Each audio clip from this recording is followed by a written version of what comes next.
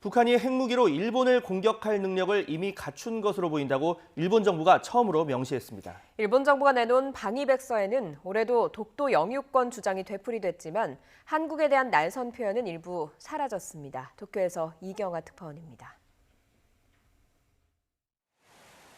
일본 정부는 지난해 5월 이후 북한이 30발 넘는 탄도미사일을 발사했다고 밝혔습니다.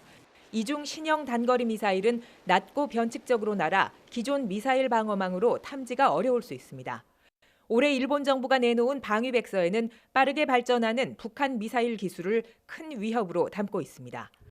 이런 기술을 바탕으로 북한이 장거리 탄도미사일에 핵무기를 실어 일본을 공격할 능력을 이미 갖춘 것으로 보인다고 방위백서에 처음으로 명기했습니다. 공격 조짐이 확인되면 자위대가 먼저 공격할 수 있다는 이른바 적기지 공격 능력을 아베 내각이 명문화하려는 가운데 북한에 대한 위기감을 한층 강조한 겁니다.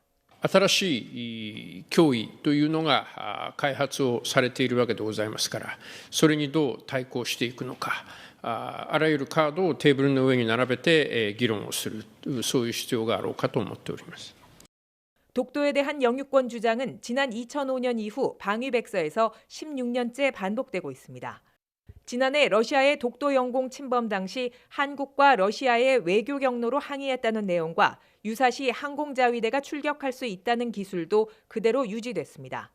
하지만 레이더 조사 문제 등 일련의 사안을 한국의 부정적 대응 탓으로 돌렸던 문구는 한일 방위당국의 과제라는 표현으로 바뀌었습니다.